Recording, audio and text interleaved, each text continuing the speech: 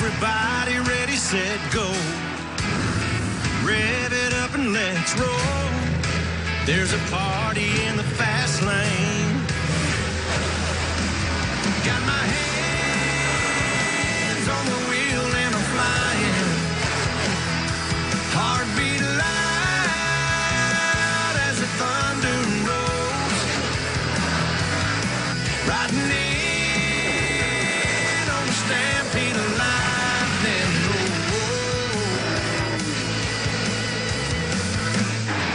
I'm bringing back the sunshine. Bringing back the sunshine. Baby, it's about time.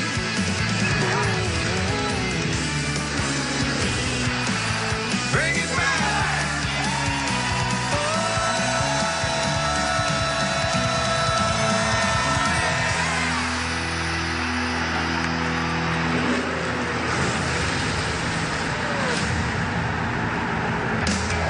It's NASCAR on NBCSN as we welcome you to NASCAR Monster Energy Cup Series racing from Watkins Glen in upstate New York. It's the I Love New York 355 at the Glen, the second and final road course race of the year. We get things going by heading to pit road, and here's Dave Burns. Just out of the playoff picture, Clint Boyer has a chance to race his way in today, but he'll have to do it from the back of the pack after a brake change after qualifying. He starts at the rear. Kelly?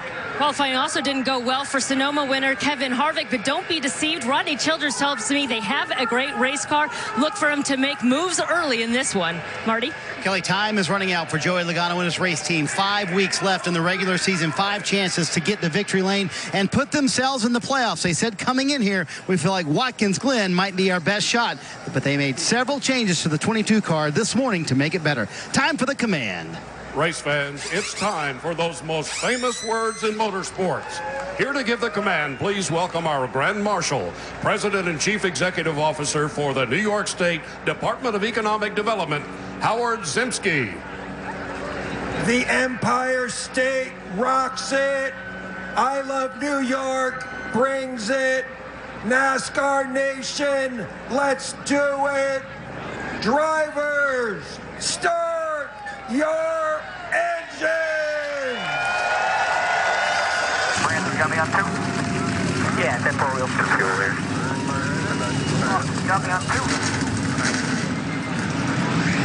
2. If you think that there's an air of excitement here at the Glen today, you would be correct. Hi, folks. Lee Diffie along with our crew chief, Steve Letarte.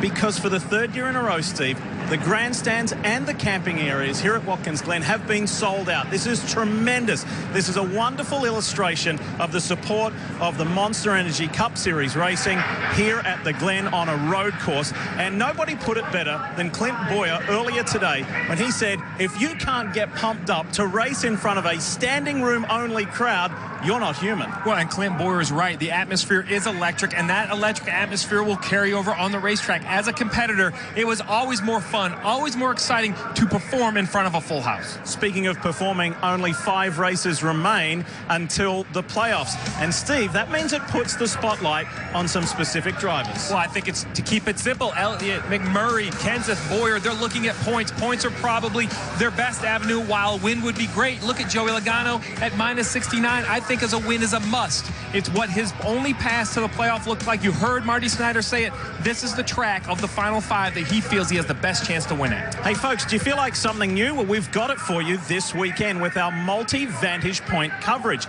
We have got some people located in very specific points around the track. We start with MRN's and SiriusXM Satellite Radio's Mike Bagley. Mike is in the S's. Parker Kligerman is a little further around at the carousel, and Jeff Burton, the final 2 turns at 6 and 7. But we get things going by saying hello and welcome to the Bagman. Lee, thank you so much. It's an honor to be with you and the NBC family this weekend on a racetrack that's very fast, and at times a racetrack that is very unforgiving. The S's make up turns 2, 3, and 4.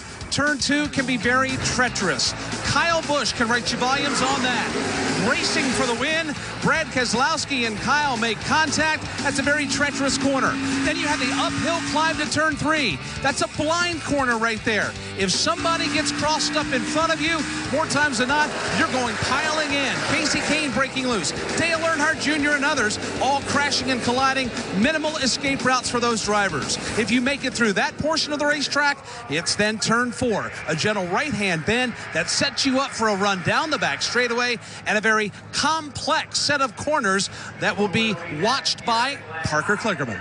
That's right, Bagman. They'll come at me at over 180 miles per hour, but then they'll go curb hopping through the inner loop, which is also known as the bus stop.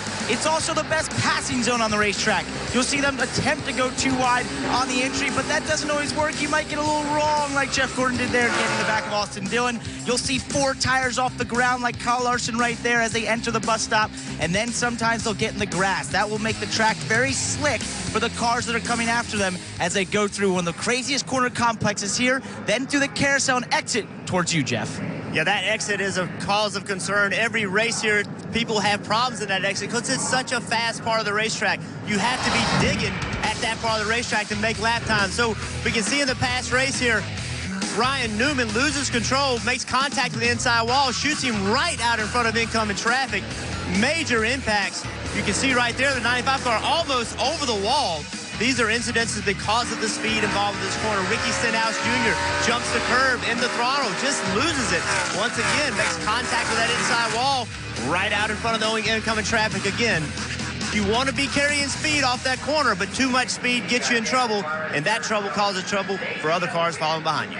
It's the 32nd year in succession of NASCAR racing at the Glen. There's been phenomenal races, wins, and action, and we're going to see more of it when we come back.